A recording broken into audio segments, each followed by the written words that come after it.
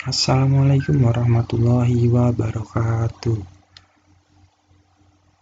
Sebelumnya perkenalkan, nama saya Dedi Wilanto.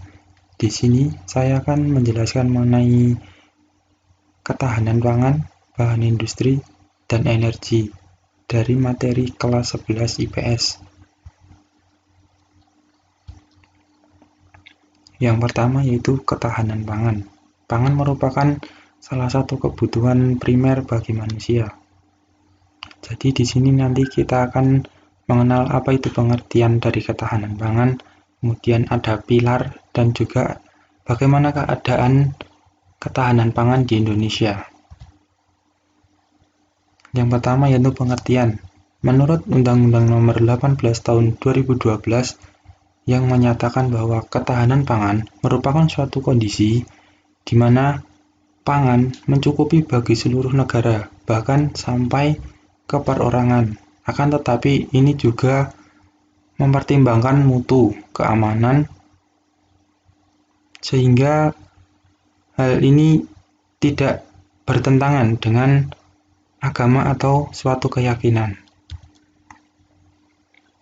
Dalam ketahanan pangan ada 3 pilar.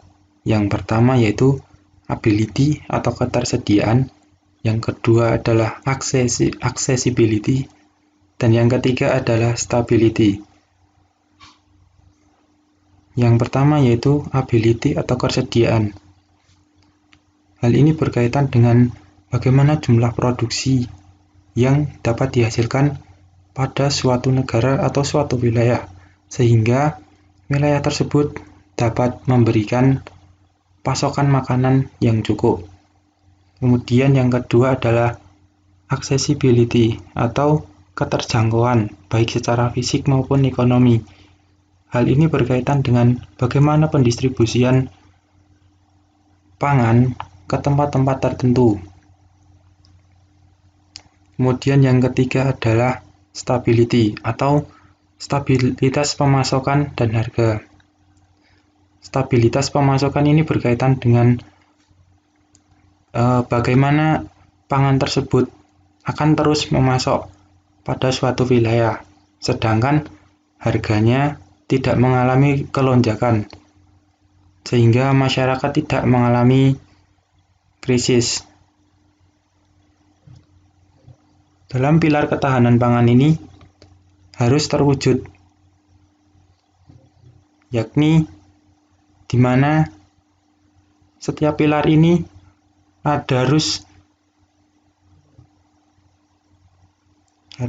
memperhatikan tempat dan harus tersedia setiap saat. Bahkan pangan ini harus sampai pada rumah tangga. Lalu bagaimana sih keadaan pangan di Indonesia? Sebagai sebuah negara agraris, ternyata Indonesia masih mengimpor beras. Dari data yang didapatkan bahwa Indonesia pada tahun 2018 mengimpor beras dari Thailand sebanyak 779.951 ton dan dari Vietnam sebesar 670.000 ton. Sebagai negara agraris tentunya ini akan sangat bernilai besar. Kemudian kita lanjut ke materi berikutnya, yaitu mengenai bahan industri. Bahan industri dapat dibedakan menjadi 3, yakni bahan mentah, kemudian bahan baku, dan bahan setengah jadi.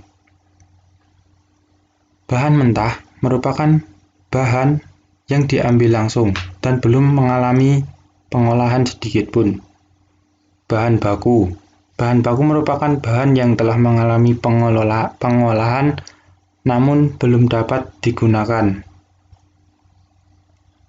Kemudian ada bahan setengah jadi.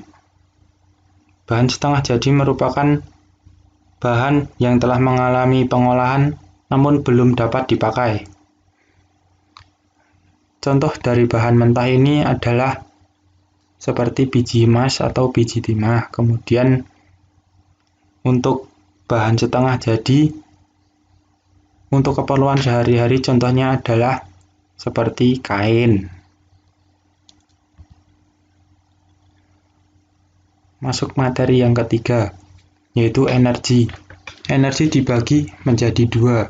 Yang pertama adalah energi yang terbarukan dan yang kedua adalah energi yang tidak terbarukan.